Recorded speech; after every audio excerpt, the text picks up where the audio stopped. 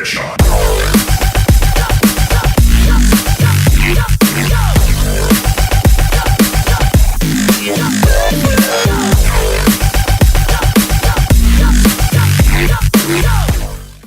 What's going on, everybody? Doing a little informative video today about belts. So, we wear weightlifting belts. Why do we wear weightlifting belts? What different types of belts do we have? And their general overall purposes. So I'm going to start off very simple. What types of belts are there? Well, there are the Velcro belts that are made of nylon that you find at Dick's Sporting Goods that I have no idea what they're actually used for and are fairly worthless. You have your Valero belts, which are again another Dick's Sporting Goods special, that are really thick in the back and then taper down, and those have a purpose. Those can actually be supportive and helpful. And then you have real belts, and real belts come in many different flavors. They also come tapered. They come with single prong latchings, lever belts, and double prong latchings, all of which have pros and cons, and I'll get into that a little bit. But what I usually use, and just starting off, was this. This is my Rogue Fitness belt, not to plug a name or anything. It's a 4-inch wide belt. It does not taper. It is 10 millimeters thick, and this is basically my general training belt. This would work for a powerlifting meet very well. However, it doesn't offer the maximum amount of support, but it offers enough. This is really good in the gym for when I'm doing meet prep to keep me accustomed to the belt without hurting me. This is a single prong, as you see, nothing special.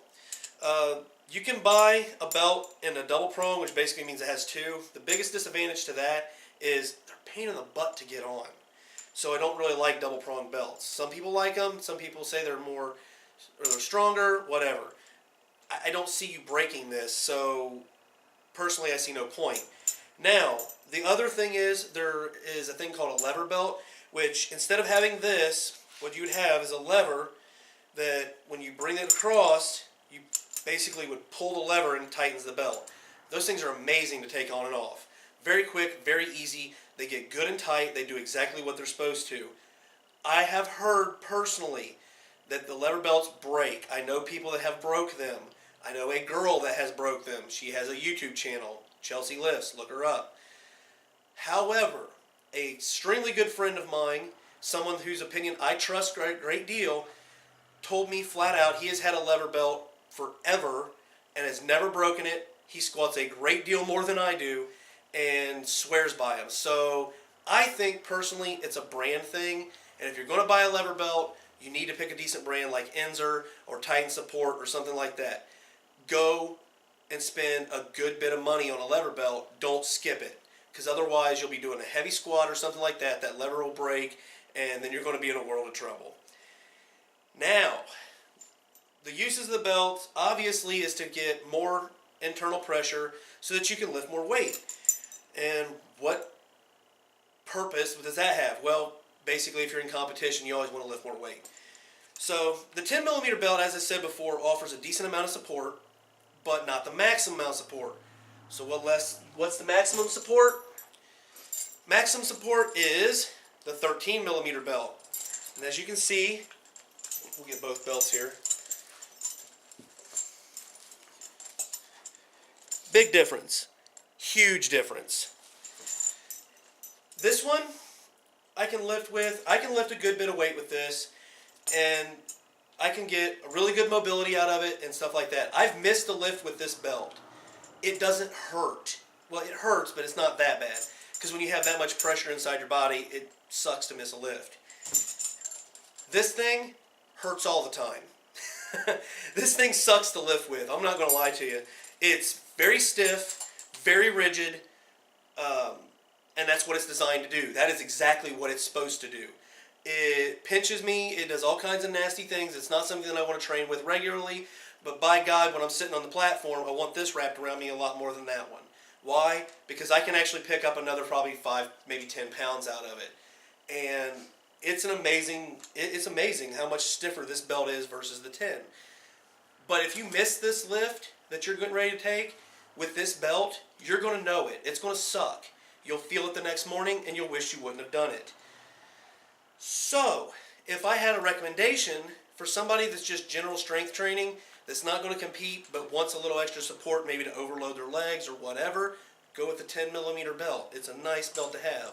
Plus you can bench press with it and you can deadlift with it and still get all of the benefits of a belt without having massive amounts of issues. That being said, by the way, you do not need a belt.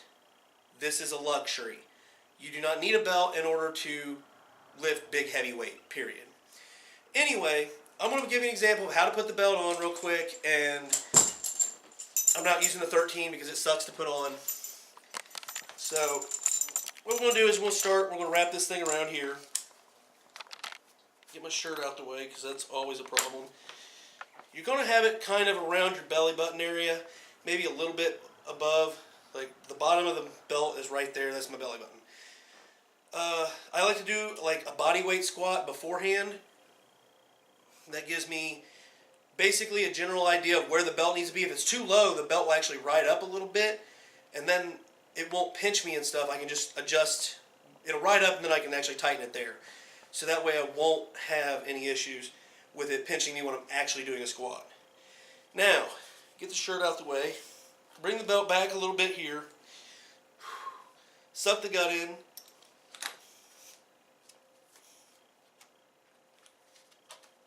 And there you go.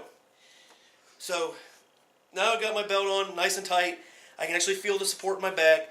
When I push my stomach out, I can actually feel all the pressure in my whole body gets tight. So the belt is doing its job.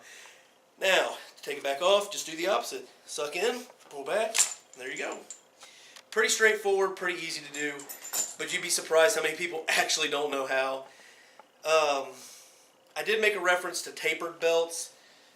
Most guys that I know won't run a tapered belt. It's not necessary.